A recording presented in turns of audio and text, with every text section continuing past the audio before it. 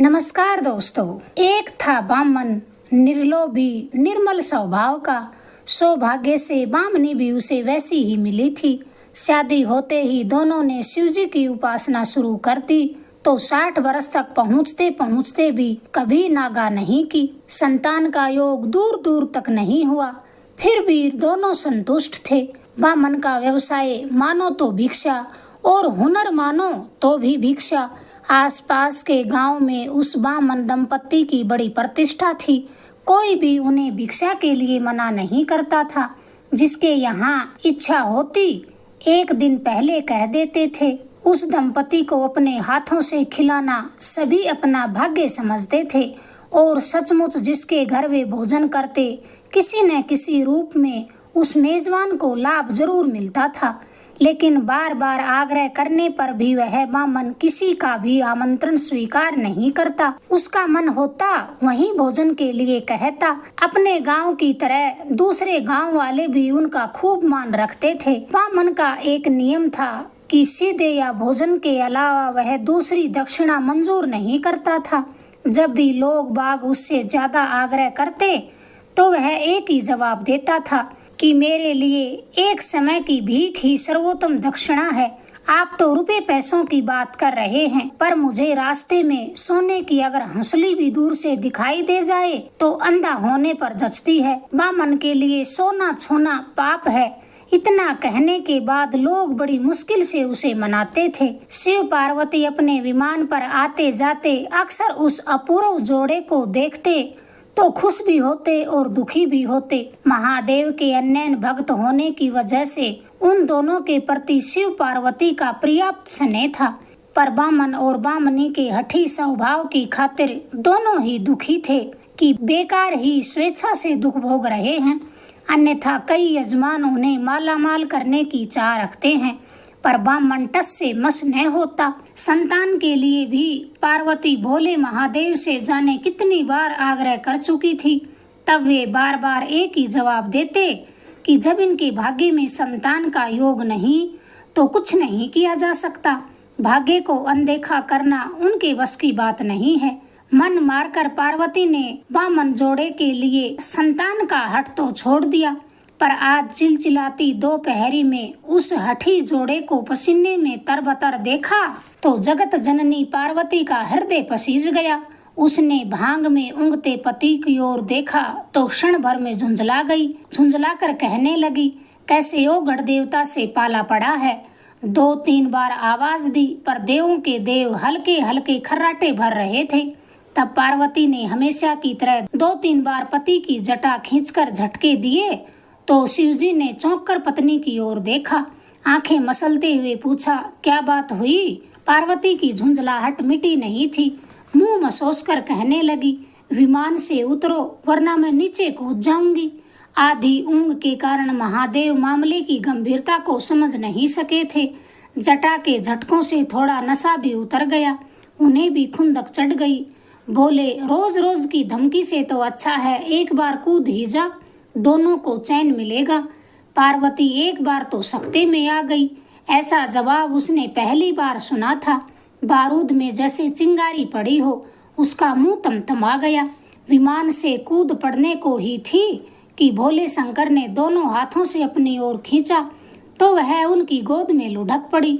उठने के लिए खूब छटपटाई तो महादेव ने एक हाथ से गाल सहलाते हुए कहा, इससे तो अच्छा है कि हम दोनों ही कूद पड़े।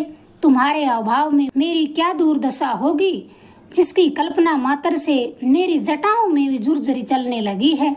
लेकिन कूदने से पहले बता तो सही, मुझसे जाने अनजाने में ऐसी क्या भूल हुई है। पार्वती गुस्से से बोली, एक गलती हो तो बताऊं। फिर उसी तरह गुस्से में बामन दंपति की ओर इशारा करके कहने लगी, देख रहे हो इनकी हालत, घर में बैठकर आराम करने के दिन हैं इनके, और ये आग बरसती धूप में गरीब कुम्हार के घर भोजन करने जा रहे हैं। तुम्हारे अन्य भक्तों का ये हाल है, तुम सहन भी कैसे कर सकते हो। मैं तो नहीं कर सकती। लोगों के ताने सुन सुनकर मेरी छाती छिल गई है। तुम तो ओगढ़ हो, न तो बदनामी की परवाह करते हो न यश की चाह रखते हो, पर मैं तो दूसरे देवताओं की तरह तुम्हारी बदनामी से खुश नहीं हो सकती। या तो इनका दुख हमेशा के लिए मिटाओ, वरना। महादेव अब पूरे होश में आ गए थे। बीच में ही टोकते हुए कहने लगे, लेकिन इन्हें दुख हो तो मेटूं। ये तो अपने आप को दुनिया में सबसे अधिक सुखी समझते हैं। तू विश्वास थोड़ी ही करेगी, कभी कभार मुझे इनसे ईर्ष्या होती है। सच पार्वती, मैं इनके लिए कुछ नहीं कर सकता। सोने को छूना भी इनके भाग्य में नहीं है। मैं तेरे मन की बात बिना कहे समझ गया।